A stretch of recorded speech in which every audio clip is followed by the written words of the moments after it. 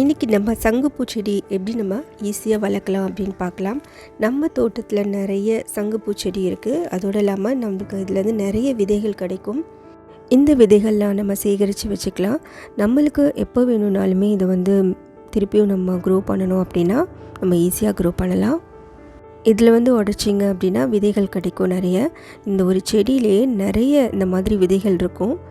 ஏகப்பட்ட விதைகள் சில நேரம் அது உடைஞ்சி மண்ணிலே விழுந்துடும். மழை பெஞ்சதுக்கப்புறமா நல்லா நிறைய செடிகள் வளர்ந்து வரும். ரொம்ப வருஷமாக எங்கள் தோட்டத்தில் இந்த செடி இருக்குது. ஒரு செடி இருந்தாலே போதும், அதோடைய விதைகள் அங்கங்கே நம்மளுக்கு பரவி நிறைய இடத்துல இந்த செடிகள் கிளை செடியாகவே வளர ஆரம்பிச்சிடும். நம்ம ஒரு செடி வச்சுருப்போம், கூடவே இந்த மண்ணில் இந்த விதைகள் இருக்கிறதுனால அதுவுமே முளைச்சி வந்துடும். இந்த வேர் நல்லா படர்ந்து வளரக்கூடியது. ஒருவேளை நீங்கள் வேறு ஏதாவது செடி வச்சுருக்கீங்க, அதில் இந்த விதை இருந்துச்சு, செடி வளர்ந்துருக்கு அப்படின்னா நீங்கள் அதை எடுத்து வேறு ஒரு தொட்டிலையோ இல்லை வேறு ஒரு இடத்துல வச்சிடணும்.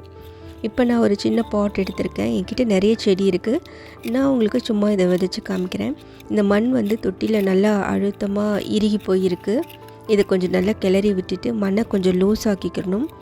இது நான் உரம் எதுவுமே போடலை, சும்மா தான் போடுறேன். சும்மா ஒரு 2 விதைகள் அப்படி போட்டு வைக்கலாம். நீங்கள் உரம் வேணும்னா கொஞ்சோண்டு கவு டங்க் இருந்துச்சுன்னா ஆட் பண்ணிக்கலாம். உரமே இதுக்கு அவ்வளோவா தேவை கிடையாது. சும்மா நான் லைட்டாக மண்ணை நல்லா இது பண்ணிவிட்டு தண்ணி லைட்டாக தெரிச்சுக்கணும். இந்த விதையிலேருந்து ஒரு புதிய செடி வர்றதுக்கு எவ்வளோ நாட்கள் ஆகுது அப்படின்னு நம்ம பார்க்கலாம் இந்த வீடியோவில். இப்போ நம்ம தண்ணி ஊற்றியாச்சு. இது நம்ம டெரஸ் கார்டனில் தான் நம்ம வச்சுருக்கோம். நம்ம நல்ல வெயில் படுற இடத்துல கூட அதை வைக்கலாம்.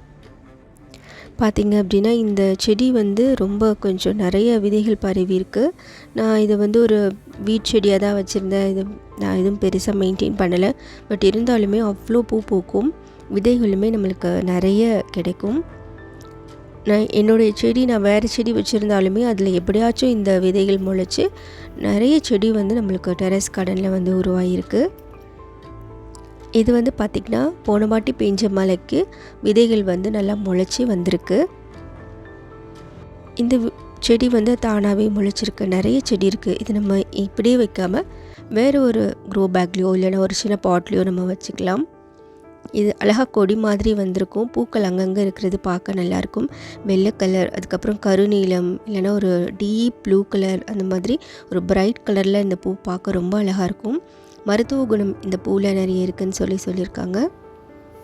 இப்போ பார்த்திங்கன்னா நான் இதில் 2 இருக்குது, ஒயிட்டும் இருக்குது, ஒரு மாதிரி டார்க் ப்ளூ கலரில் நம்மளுக்கு இருக்குது. இது வேறு ஒரு பூ, பார்க்க ரொம்ப அழகாக இருக்குது பாருங்கள். இதோட விதைகளுமே காற்றுல நிறைய பரவி நிறைய அங்கங்கே நம்மளுக்கு அந்த செடி கொடி மாறி வந்திருக்கு. நல்ல பிரைட் ரெட் கலராக இருக்கும். இங்கே நம்ம தோட்டத்தில் மருதாணி வச்சுருக்கோம். சின்ன சின்ன இலைகளாக இருக்கும். இந்த மருதாணி ரொம்ப நல்லா சிவக்கும். ஒரு 4 மணி நேரம் கூட இல்லை, அதுக்கும் கம்மியான நேரத்துலேயே நம்ம அரைக்கும் போதே கையில் நல்லா சிவந்து வந்துடும். குட்டி குட்டி இலைகளாக இந்த மருதாணி இருக்குது. நல்ல ஒரு வாசமான ஒரு செடி. இந்த செடி தானாக முளைச்சி வந்தது. நான் இந்த செடி எங்கேயுமே வாங்கலை. மண்ணில் அதோட விதைகள் இருந்ததுனால அதுவாக முளைச்சி வந்திருக்கு. இந்த மண் நான் நர்சரியில் வாங்கியிருந்தேன், அதனால் அதில் இருந்திருக்குமோ அதுவாக மருதாணி செடி வளர்ந்துருக்கு. பார்த்திங்கன்னா ஏகப்பட்ட சங்குப்பூ செடி நம்ம தோட்டத்தில் நிறைய வந்திருக்கு. ஆலோவேராக்கு மேலே அது படர்ந்துருக்கு. இது முடக்கத்தான் கீரை. இதோட விதைகளுமே நிறைய இருக்கும். மண்ணில் இருந்துச்சுன்னா மழைக்கு அப்புறம் நம்மளுக்கு அதுவுமே முளைச்சி வந்துடும். இப்போ பார்க்கலாம், நம்ம வச்சுருக்க செடி கொஞ்சமாக ஒரே ஒரு இது நம்மளுக்கு அழகாக ஜெர்மினேஷன் ஆகிருக்கு. மற்ற 2 விதைகளும் மேலாப்பில் இருக்குது. சரியாக உள்ளே நான் போடலை. இப்போ இந்த ஒரு செடி பாருங்கள், இது அடுத்தடுத்து எப்படி இது வளர்ந்துருக்கு அப்படின்னு பார்க்கலாம். 2 இலை மேலே அழகாக இருக்குது.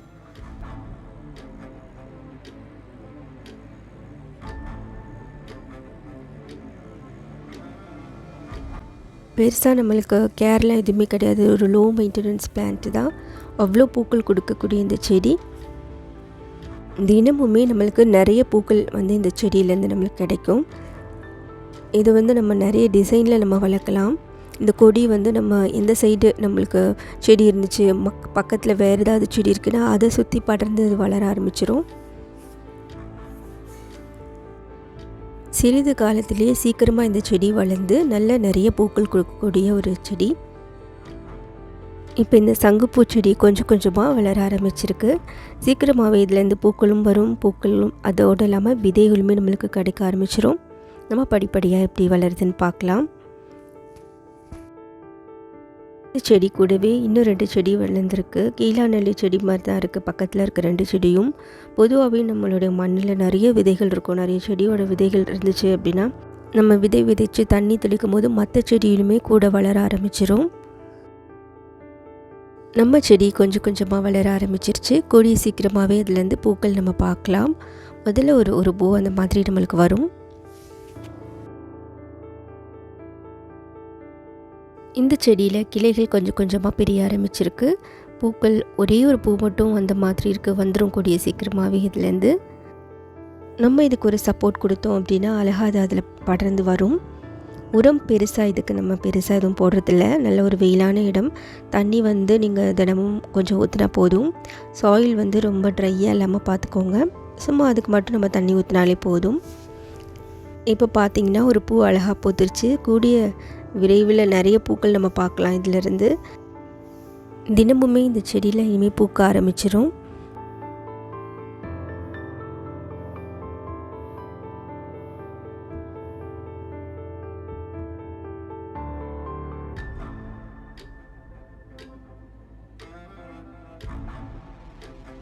மாடி தோட்டத்தில் நீங்களும் சங்குப்பூ செடி மறக்காமல் வளருங்க. ரொம்ப சுலபந்தான். வீடியோ வாட்ச் பண்ணதுக்கு நன்றி. மறக்காமல் சேனலில் நிறைய வீடியோஸ் போட்டிருக்கேன், அதையுமே போய் பாருங்கள். தேங்க்யூ. பை. Take care.